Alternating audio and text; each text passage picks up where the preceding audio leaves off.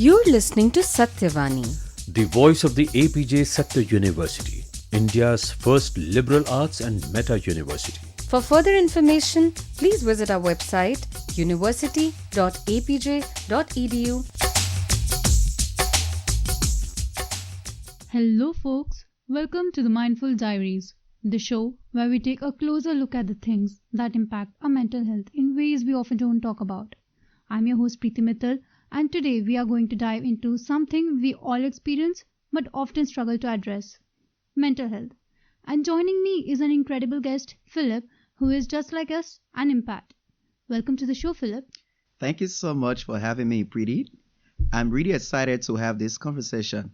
Mental health is such a huge part of our lives, yet it can still feel like something we are not supposed to talk about. Exactly. And that's the thing, right? We hear so much about mental health awareness, but when it comes to opening up about our own experiences, whether it's anxiety, depression, burnout, or just the daily stresses of life, there's still a lot of stigma. Why do you think that is? There is a long history behind it.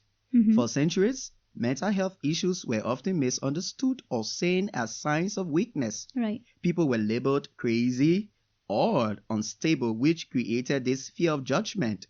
Unfortunately, that mindset has stuck around in some ways, even though we now know that mental health is just as important as physical health. Yeah. Unfortunately, that mindset has stuck around in some ways, even though we now know that mental health is just as important as physical health. It's like having a broken leg. Nobody would tell you to just walk it off. Yeah. But with mental health, people often still say just think positive or snap out of it. So true. I've heard that so many times. It's almost like people think mental health is a choice or something you can just will yourself out of. But that's not how it works.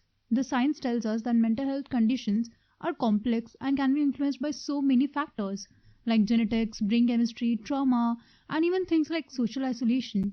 Exactly. This is why it's important for people to understand that mental health is part of everyone's life, whether or not they have a diagnosed condition. We all have mental health, just like we all have physical health, and we need to care for it in the pretty way. Think about it like a mental health spectrum. We all move along this spectrum at different points in our lives.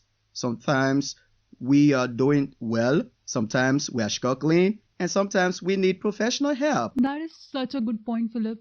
I think a lot of people assume that mental health is only about severe issues like depression or bipolar disorder, but it's also about those everyday challenges, feeling overwhelmed by work, dealing with grief, or even just navigating stress in our fast paced lives. Absolutely. And that's where we need to start normalizing the conversation. Right. You don't need to wait until you are in a crisis to take care of your mental health. It's about being proactive, like getting enough sleep, taking breaks, connecting with friends, or even doing activities that bring you joy.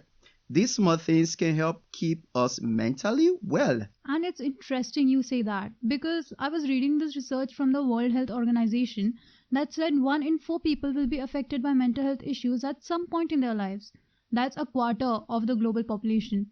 So if anyone's out there feeling like they're alone, they are definitely not. That's right, Pretty.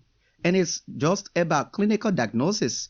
Research shows that people everywhere are dealing with heightened levels of stress and anxiety, especially after major life changes like the pandemic.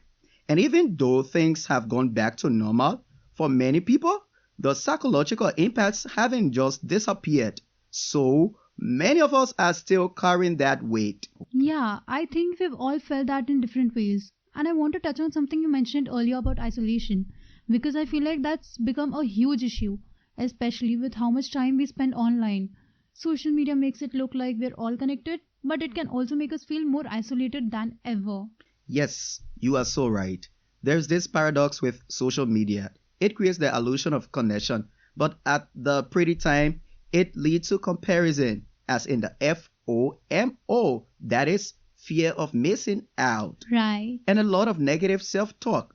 Studies show that heavy social media use is linked to increased feelings of loneliness, anxiety, and depression, especially among young people.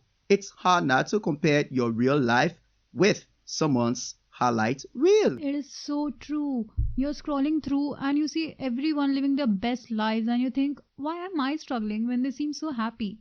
But we forget that what we're seeing is only a fraction of the picture. It's not the total truth. Exactly. And that's why it's so important to have real conversations like this.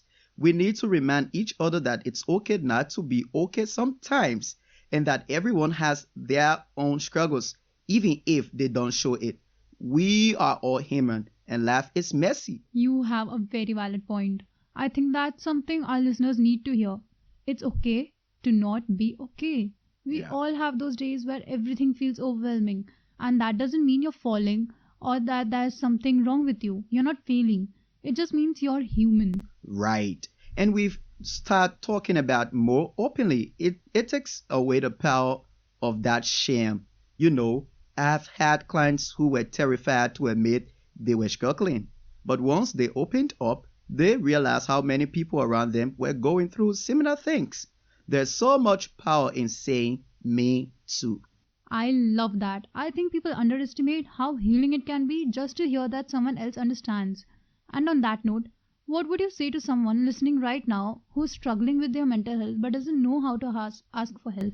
First of all, I would say that asking for help is not a sign of weakness. Exactly. It's one of the bravest things you can do. You don't have to have all the answers. Start by reaching out to someone you trust, whether it's a friend, family member, or therapist, and just say, I'm not doing so well right now. You don't need to explain everything in one go, but taking that first step is a key. That is such a good advice. You don't have to face this alone. There are helplines, online therapy options, and mental health apps that can offer support if you're not ready to talk to someone in person. Yes, definitely. And I will encourage people to explore what works best for them. Everyone's mental health journey is unique, and what helps one person might not be the right fit for someone else. It's about finding the tools and strategies that support you. I couldn't agree more. Well, Philip, this has been such an important conversation, and I know it's going to resonate with a lot of people. Thank you so much for sharing your insights today. Thank you, Preeti. It's been great to talk about these issues. And to anyone listening, remember, you are not alone. I repeat, remember, you are not alone. And it's okay to seek help. Your mental health is just as important as your physical health. Thank you, Philip, and thank you to all our listeners. If today's episode spoke to you, don't hesitate to reach out to someone or take that first step towards caring for your mental health. We are all in this together. Until next time, take care of yourselves and each other. You are listening to Satyavani, the voice of APJ Satya University.